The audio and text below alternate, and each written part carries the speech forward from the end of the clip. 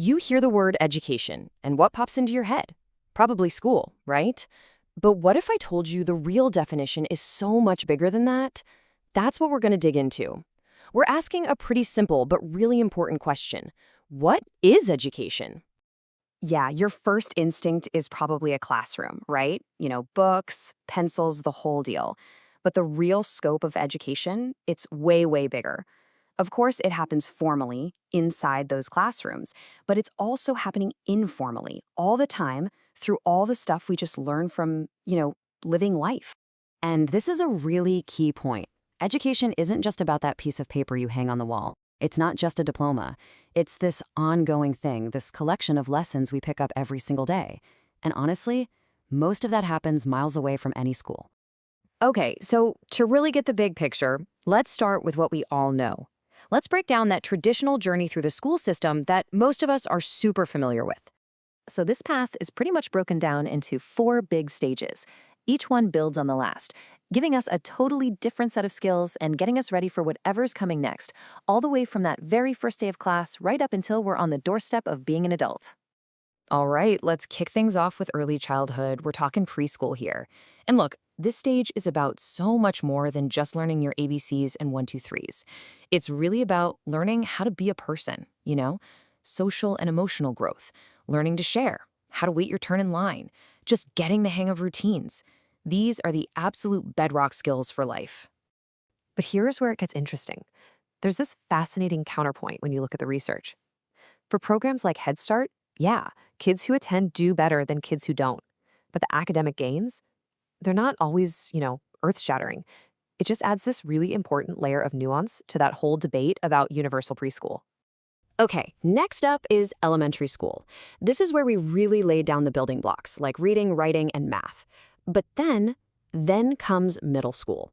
And if you're a parent, you know exactly what I'm talking about. It's a seismic shift. All of a sudden, kids go from one teacher to a bunch of them. They get lockers. It's just a massive change, academically, socially, and oh boy, hormonally. And that, of course, brings us to high school. This is where things really start to get serious.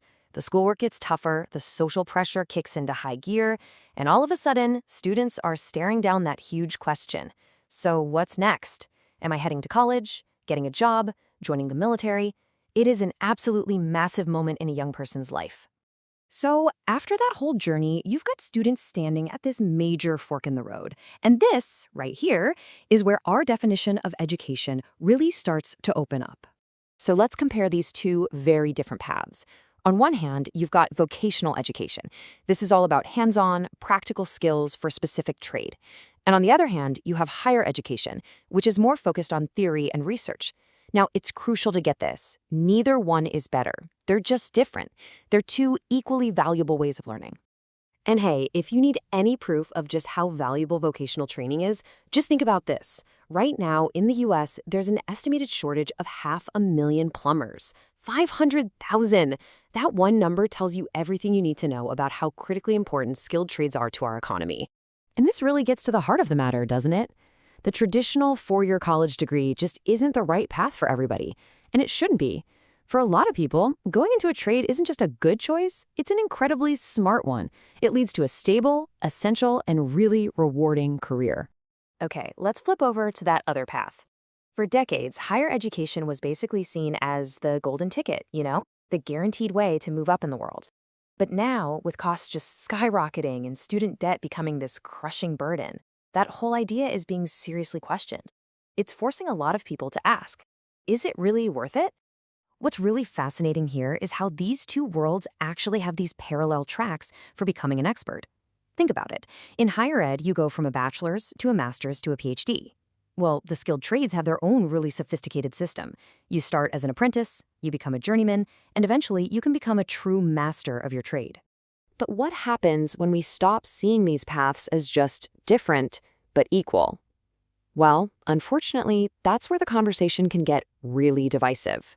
And now we're going to shift gears and look at how this very idea of education has been turned into a weapon, used to create some really deep social and political divides. And a major flashpoint for this was the 2016 election.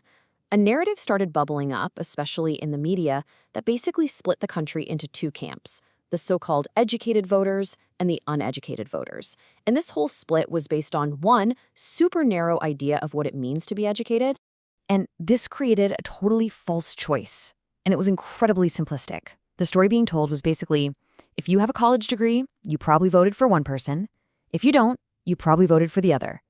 And this created this really harmful dynamic, right? It felt like elitism, like condescension. And of course, that's going to create a lot of resentment. So here's the bottom line. Assuming someone is uneducated just because they don't have a college degree, that's not just wrong, it's flat out ignorant. Look, I have a doctorate, but I couldn't tell you the first thing about what a skilled nurse or an expert plumber actually does. Expertise comes in so many different forms. All right, so now that we've walked through all these different paths and we've seen the dangers of having too narrow a view, let's circle all the way back to our original question and try to build a much bigger, more honest picture. So after everything we've talked about, from preschool circle time all the way to the political battlefield, let's ask it one last time. What is education? The answer? It's all of it. It's the stuff you learn in preschool, circle time. It's the awkwardness of a middle school dance. It's the hands-on skill of a tradesperson and the deep research of a college professor. It's the teamwork you pick up playing sports, the hard lessons from your first job, and yeah, it's just the wisdom you get from life experience. So what does it mean to be educated? It doesn't just mean you have a degree. It means you've got knowledge and skills that you've picked up from a whole lifetime of learning. The formal stuff, the informal stuff, and all the messy bits in between. And the big takeaway here is actually pretty simple. Having a degree doesn't automatically make you smarter than someone without one, and on the flip side, not having a degree doesn't make you smarter than someone who does. Real intelligence, real wisdom, is about respecting all the different ways people can be knowledgeable.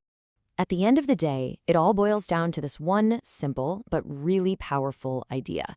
It doesn't matter if your classroom was a big university lecture hall, a hands-on workshop, or just the world. Education is what we learn. And even more important than that, it's how we apply it in our lives. That's what really matters.